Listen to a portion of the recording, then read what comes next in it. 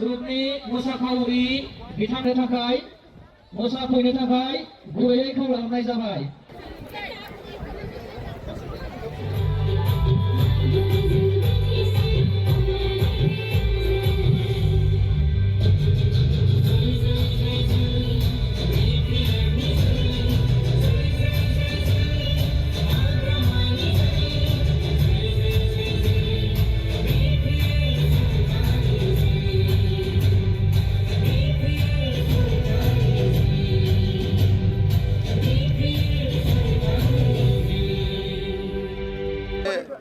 আজি আমাৰ কোকৰাঝাৰ জিলা বিপিএফ দলৰ যেটো দিছপুৰ চলো যাত্ৰা এটো খুব পজিটিভ আৰু আমি সাকসেস কৰিব পাৰিছে বুলি আমি ক'ব পাৰো যেটো এই ৰেলীত দিছপুৰ চলো যাত্ৰা যেটো ৰেলী ইয়াত সকলো জাতি জনগোষ্ঠী উপস্থিত আছে ৰাজবংশী আছে হিন্দী ভাষী আছে নাথযোগী আছে সূত্ৰধৰ আছে গাৰো আছে ৰাভা আছে বেংগলী আছে হিন্দী ভাষী আছে সকলো জাতি জনগোষ্ঠী ইয়াত উপস্থিত আছে আৰু আমি এটাই কথা বিপিএফ দলক যোৱা বিটিসি নিৰ্বাচনত যেনেকৈ সকলো ৰাইজে আমাক সহায় কৰি পেলাই চৰকাৰ বনাবলৈ সুবিধা দিছে এই সুবিধা দিয়াৰ কাৰণে আমি বিটিসি বাসী ৰাইজক ধন্যবাদ দিছোঁ সকলো জাতি সকলো শ্ৰেণী ৰাইজক আৰু আগন্তুক যেটো এছেম্বলি ইলেকশ্যন হ'ব এই এছেম্বলি ইলেকশ্যনতো বিটিসি নিৰ্বাচনক আমাক যেনেকৈ সহায় কৰিছে এনেকা ধৰণত আমাক আকৌ সহায় কৰিব বুলি মোৰ এটা বিশ্বাস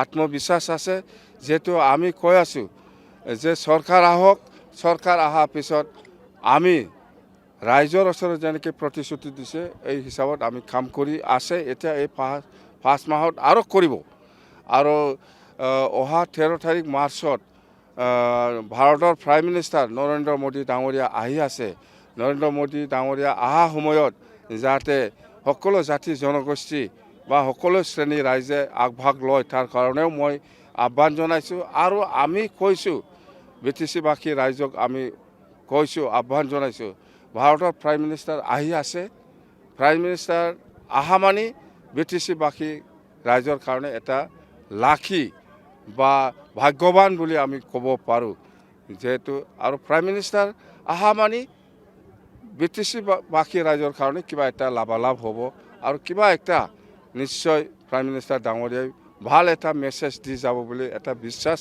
আছে সেইকাৰণে মই সকলো শ্ৰেণী ৰাইজক বিটিসি বাসী ৰাইজক হাজাৰ হাজাৰ লাখ লাখ ওলাই আহিবৰ কাৰণে মই অনুৰোধ কৰিছোঁ আৰু আমাৰ টাৰ্গেট আছে 2 লাখ গেদাৰিং আমাৰ টাৰ্গেট আছে নিশ্চয় ইয়াতকৈ বেছি হ'ব আৰু এনে প্ৰাইম মিনিষ্টাৰ আহা মানে ভাল এটা খবৰ লৈ পেলাইহে আহিব ভাল এটা মেছেজ দিবৰ কাৰণেহে আহিব আমাৰ বিটিসি বাসী ৰাইজক আমাৰ কথা হ'ল দিছপুৰত আকৌ এনডিএ চৰকাৰ বনাব লাগে আমি এছুৰেঞ্চ দিছোঁ আমি কথা দিছোঁ 100% দিছপুৰত এনডিএ বিজেপি নেতৃত্বত এনডিএ চৰকাৰ হ'ব বাস বিপিএফ বুলি নহয় আমি এতিয়া বিপিএফ বা বিজেপি বা যিমান এলায়েন্স আছে এনডিএ কোনটো দলে কিমান সঁচাকৈ কিমান সিট পাব বিজেপি হিচাপে নিজাবগীয়া কিমান সিট খেলিব বা এজিপি হিচাপে বা ইউপিপিএল হিচাপে বা কোনোবা যেনিবা গণশক্তি বহুত দল আছে এনডিএ কোন দলে কিমান সিট পাব এতিয়ালৈকে ফাইনেল হোৱা নাই হয় আমি শুনি আছোঁ বাতৰিত আমিও দেখিছোঁ যে এনেকুৱা সিট পাব বিপিএফে এনেকুৱা সিট পাব বিজেপি এনেকুৱা এইটো ফাইনেল খবৰ নহয় যেতিয়া ফাইনেল হ'ব মোৰ মুখৰ পৰা আপোনালোকে শুনিব এইটো বিশ্বাস কৰক প্ৰাইম মিনিষ্টাৰ ডাঙৰীয়া আহিলে মোৰতো এটাই কথা আমিতো কমেই যেহেতু প্ৰাইম মিনিষ্টাৰ ডাঙৰীয়া আহি আছে ভাৰতৰ প্ৰাইম মিনিষ্টাৰ আমি কমেই বিটিসিৰ কাৰণে আকৌ ভাল খবৰ দি পেলাই যাবৰ কাৰণে মই অনুৰোধ কৰিমেই মই ক'ম মুঠতে আমাৰতো আছে যেনিবা আগৰ আদৰুৱা হিচাপে আছে ইণ্ডো ভূটান নেশ্যনেল হাইৱে হ'ব লাগে সেইবিলাক বাকী আছে বা কাৰ্বি আংলঙৰ বড়োসকলৰ ST হিলছ ষ্টেটাছ দিয়া এইবিলাক বাকী আছে সেইবিলাক আমি কথাটো কম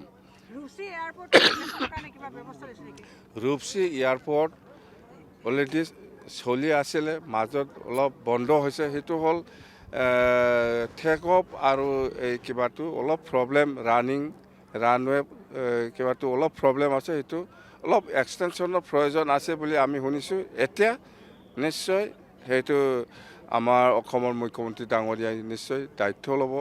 আৰু দুদিন আগত অসমত এটা MOU হৈছে অসম চৰকাৰ, BTC আৰু কোম্পানীৰ লগত, যে মানাছত এটা ইণ্টাৰনেশ্যনেল এয়াৰপৰ্ট হ'বলৈ গৈ আছে। ইয়াৰে MOU হৈছে আৰু এইটো আমাৰ কাৰণে খুব ভাল এটা খবৰ বুলি আমি ক'ব পাৰোঁ। আৰু আমি অনুৰোধ জনাম যে BTCত আৰু বহুত ৰাস্তা দলঙৰ প্ৰয়োজন আছে। ইয়াৰ কাৰণে যাতে আমাৰ মুখ্যমন্ত্ৰী ডাঙৰীয়াই দায়িত্ব লৈ পেলাই আমাক সহায় কৰে, বা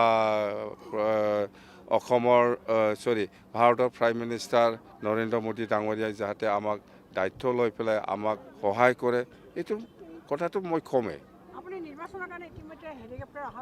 হেলিকপ্টাৰ আহিছে, সঁচা কথা। হেলিকপ্টাৰ আজি আহি পাব 3-4টা ভিতৰত আহি পাব লাগে। মই আজিৰ পৰা বিচৰা নাছিল, চিধা কথা। মই সঁচা কথা কৈছোঁ যে যেতিয়া ইলেকশ্যনৰ ঘোষণা হ'ব, যেনিবা আমি শুনি আছোঁ 15, 16, 17 সেইফালে ঘোষণা হ'ব, সেইদিনা পিছত আমি হেলিকপ্টাৰটো ল'ম বুলি। কিন্তু এতিয়া ইহঁতে এডভান্স আহিছে। এডভান্স আহিলে এডভান্সতে পইচা পাব সেইটো নহয়। আমি কৈছোঁ 50% পইচা দিম আমি। ফ্লাইঅভাৰটো আমাৰ চিঠাগুৰি আছে, দেৱৰগাঁও আছে আৰু তিনিআলি আছে। এই 3টা স্পটত ফ্লাইঅভাৰ আমি বনাব, এইটো ঘোষণা কৰি আহিছোঁ। নিশ্চয় সেইদিনা আমাৰ ভাৰতৰ প্ৰাইম মিনিষ্টাৰ নৰেন্দ্ৰ মোদী ডাঙৰীয়াই কিবা এটা আমাক মেছেজ দি যাব। আৰু আমাৰ গোসাইগাঁও চাৰিআলি ফ্লাইঅভাৰ আৰু চনকোচ দলং আৰু বেকী নদীৰ দলং, ইণ্ডো ভূটান নেশ্যনেল হাইৱে আৰু বিয়াৰফিল্ড এক্সটেনশ্যন, এইবিলাক বহুত কথা আছে। মুঠতে আমি আলোচনা চলি আছে। মুঠতে আমি সেইবিলাক পেকেজটো নিশ্চয় আমি প্ৰাইম মিনিষ্টাৰ নৰেন্দ্ৰ মোদী ডাঙৰীয়াৰ পৰা আমি এই পেকেজটো আমি নিশ্চয় পাব, এটা পজিটিভ আমি আশা কৰি আছোঁ।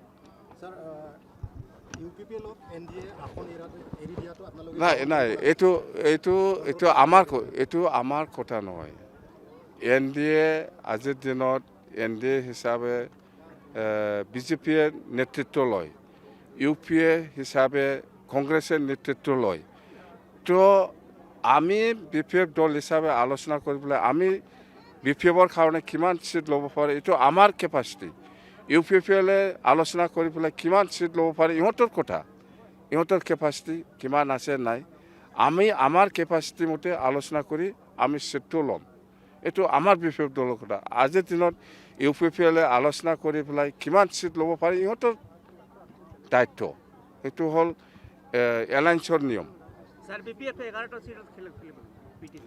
এইটো নতুন, এইটো 11টা, 12টা, 10টা এইবিলাক অহা নাই।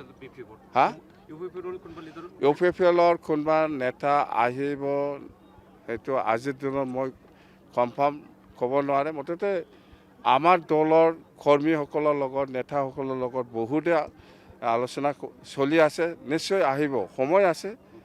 মানে বিফৰ মানে ইলেকশ্যন যিটো কোড অফ কণ্ডাক্ট বা ইলেকশ্যন ডিক্লেৰেশ্যনত আগতে যিসকলে আমাৰ দলৰ লগত কাম কৰিব বিচাৰিছে, ইহঁতক আমাৰ দলত আমি আদৰণি জনাম।